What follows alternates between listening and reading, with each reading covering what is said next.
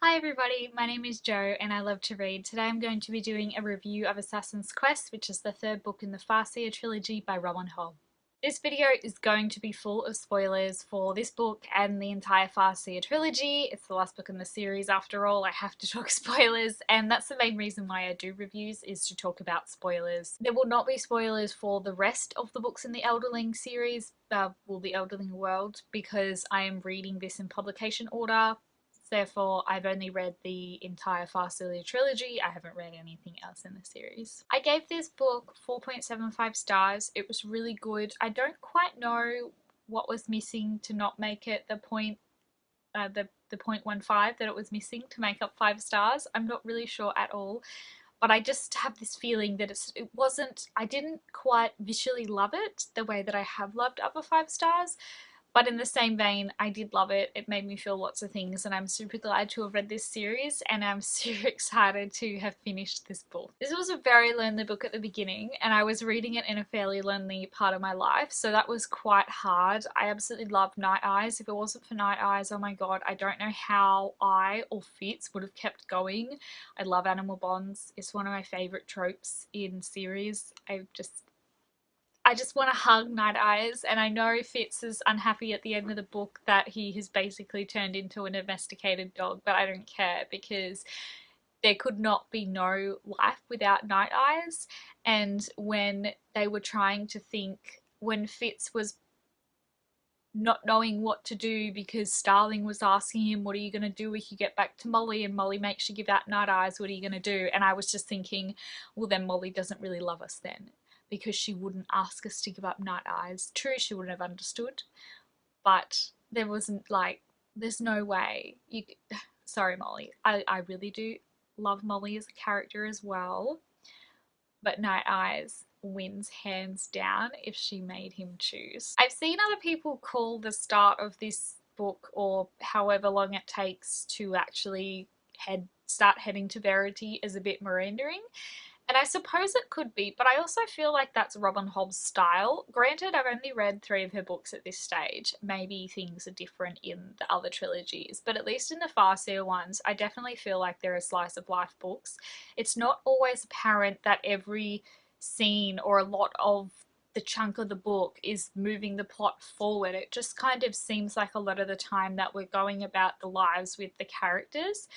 And this is how I saw it. To me, it was logical that Fitz was going to kill Regal, and Regal was so far away, so we had to go with them. I suppose Hobb could have summarised the travel, but I really enjoyed it. I loved going across the countrysides with Night Eyes and seeing how he survived, and feeling so lonely, but then seeing people and that being exciting, but then wanting to just get back with him and Night Eyes. I thought it was well done. I wasn't disappointed by it at any point, and I guess that just makes me someone that Hobb's writing style really suits me. I do understand though, on the flip side, where the pointless / Mirandering feelings come from, especially since nothing happened with Regal. It was a bit anticlimactic that we are on the way to kill Regal and we barely even, like, I'm glad that we got to trade forward and we got in the mansion and that we were on our way and so close to getting to him, but then I also felt like we were so far at the same time, and then all of a sudden Verity just skill commands Fitz and off we run out and we're actually going to see Verity. And don't get me wrong, I'm glad that we were, because at the end of the last book, when Verity was going off to find the Elderlings and we were staying behind with Fitz, I was very much thinking, what? How? Why are we not going on like the actual quest? What? Therefore, I was really glad that we were off and Verity told us to go to him, especially after finding out that Molly was pregnant with Fitz's baby. I totally saw that coming as well when she left in the previous book. I understood her cryptic message if Fitz didn't, which he didn't. However, I am really glad, as much as I'm sad for Fitz, that he didn't get to go and spend his life the way that he really desperately wanted to with the woman that he thinks of his wife and his child. I was really glad as a reader to see Verity's quest. It was really interesting, and I was so glad to see all of our friends again, to see Ketrican and to see the Fool and Shade. That was amazing, especially because of how awful things were left with Shade and Burrich at the end. That's really sad, and it makes me sad that Burrich doesn't, him and Fitz never get to make up at all. That makes me really sad that they never get to have that moment because Fitz just wants to stay dead. And I kind of feel like a little bit that Molly's been cheated in that knowledge, and Nettle as well. That I know that there's a bit of a full circle with Fitz's kid, that he never knew his dad and so Nettle never knows hers, and that's a bit of a full circle thing. But I also feel like that was a bit I think that's sad. I really do. I know that he thinks that things are better off left the way they are, but I don't know. I still feel like it's a big lie to Molly as to how things ended. I feel like she still should have known the truth. I don't mean to steal anything from Burrich either. I think it's really glad. I'm really happy for him that he gave up a woman once before and she ended up marrying the man that he gave her up for. There's little Miles on the baby monitor. We'll see if he comes down or not. I feel really happy for Burrich because as him as a character, because he gave up so much in his life to serve his prince chivalry and then the rest of the line from there, and he had to give up his love, and finally he found a woman who was going to love him. And I think it's kind of ironic that she ends up, her and Fitz break up because Fitz is so dedicated to his prince, his king in waiting, Verity, that he puts Verity above everyone else, including his relationship with Molly. And I just find that very ironic that Molly ends up marrying Burrich, who did the same thing, but it's kind of like Burrich's time was done. Like he was out of his imprisonment, even though he didn't see it that way, but he was out of his servitude and he decided to then be able to have a life for himself. So I'm quite happy for those two and how that ended up. But I do wish that Nettle knew her dad. I think that's quite sad. The magic in this series and this book as well, because it totally expands upon the skill stuff, but I found it very interesting. I really want to learn more about the wit bond and how that magic works. Hey guys, I'm back a day later. I don't have any headphones, so I'm sorry if the audio quality is a bit different, but I'm not going to go get them. I'm all set up and ready to go now to finish filming the review of Assassin's Quest, which I realised I was not holding up, I don't think, at all during the start of the review. So I'm back now. Baby monitor again. Baby's sleeping and hopefully I'll get this done in his nap right now. I was talking about the magic system. I find the wit magic really interesting. I wish we could have been with Fitz as he learnt more about it with the other old blood creatures. I can't remember what the guy's name was, but he was bonded to a bear. And that bit is summarized at the end, that he went and spent some time with them. And I really wish we could have learnt more about that. So hopefully in the rest of the books in the realm of the Elderlings, Robin Hobb will expand a bit more on the wit magic. I would love that. The skill magic is really dangerous now that now that I've read the third book in the trilogy. I definitely know how dangerous it is, and I definitely do not want it. It sounds like one of these magic systems that is very, very hard to resist once you've got into it. The addictive nature of it sounds really scary, and I am glad that I don't have it. I'd rather have the wit magic that allows me to bond with a creature. It was also really fascinating to find out how dragons are created in this world, that you actually need the skill to carve them, but then you are putting like your memories and yourself and your essence into them. That is absolutely insane that that is how dragons is created. That's quite scary actually, how they are. And I was so sad that Verity, I guess he hasn't died. I guess he hasn't died, but that he has gone out of his human form, and that must be so frustrating for Ketrican. I don't know how to properly pronounce her name, but that must be so frustrating for her that and heartbreaking as well, not just frustrating, but so heartbreaking that he died and then she finally found him again, yet then he sacrificed himself as a good king should do. And I guess this book really highlighted the fact that sometimes to be a good king is really, really difficult, and you literally have to put your life on the line and sometimes lose it to then become to then look after your kingdom.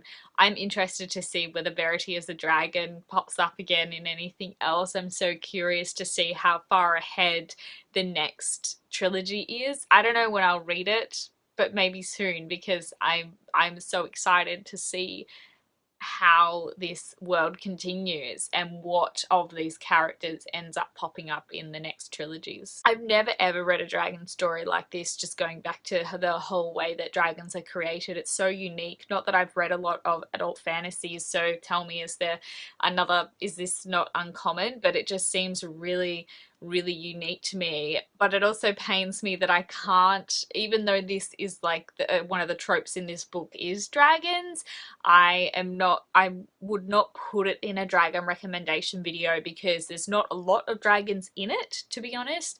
But also I wouldn't want to wreck that for someone, because one of the big plot twists at the end for me was that the elderlings are dragons. I don't know if I was just a bit slow working this out, considering that I knew going into this series that the next trilogy, the ships are like made from dead dragons or I don't know, something. I knew that the ships had something to do with dragons, and hello, there is a dragon on the cover.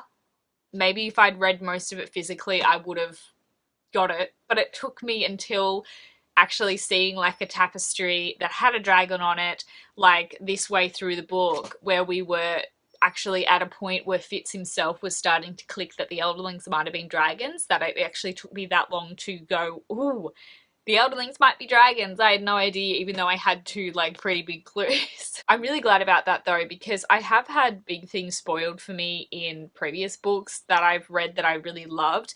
Because if I'm loving a book, I will Google certain things that I don't think are spoilers while I'm reading it, but then inevitably things pop up. So I'm really glad that I didn't spoil it for me, and I got to have that moment where I went, ooh, I'm, brain fart, brain idea, I think this is what's going to happen, and it actually did. So that was really fun. Something weird though that I didn't like about this is Verity and Catricken's supposed child, but it was actually Fitz that she slept with. If you're watching this somehow because you don't care about spoilers, you're going to be like, what the hell? But if you have, then what are your thoughts on this? If you have read this, that's absolutely crazy that somehow Verity and Fitz swapped without his consent, even though it was kind of consented because he wanted to do something. And Verity said, you don't know what you're signing up for, and Fitz was like, I don't care. But it's still, no, like, doing a task for your king is a lot different to giving up your body for your king. Like, it was just really bizarre, and I don't understand how Catricken herself, as Verity's wife, was okay with this. It just made me go, what? And I'm really glad that Robin Hobb kind of skated over. We didn't have to actually live it, and he didn't sort of read between the lines, but you could quite easily read between the lines as to what happened. And it just makes me think that if Fitz wasn't a Farseer, if Fitz wasn't a Farseer, if he wasn't, even though he's a bastard in the line, but if he, like, he's not one of the legitimately seen as a Farseer. If he wasn't, and he was just one of Verity's noble, run-of-the-mill, unremarkable birth soldiers that this story was about, would they have done the same thing? I don't think so. And that just makes me think it's not Verity's kid. It's not. Fitz's DNA. You can't tell me that Verity went into Fitz's body, but his sperm was magically himself. No, and I guess in that day they don't have science, and so the magic or whatever, but it was just a bit weird, and a weird way to have made a heir. And don't get me wrong, I'm really glad that Nettle wasn't stolen from Molly, but it just would have been, I don't know, I don't know. Did we have to have had Kitrikin and Verity's actual first child, the one that was born stillborn? Did it have to be born stillborn for the rest of the story to continue? Did he have to be an old man? He still ended up going into the dragon. Could he have still been like a young man, but with like a really decrepit body at this stage that he was able to renew for this one night? There could have been a way around this without being super weird, and Robin Hobb didn't take it. And now we have this weird, yeah, it's Verity's kid, but it's really not Verity's kid. And I just don't get how Catrican as a woman could have done it. How did she not see Fitz the entire time? Even though she believed, and I suppose he spoke like Verity, how did she not see Fitz? Did he have to talk like Verity throughout the entire thing? But he would have to talk in a way that made you think that it's Verity very strongly because he had Fitz's voice. Like, I just... Weirdest thing to happen at the end of the book. Yeah.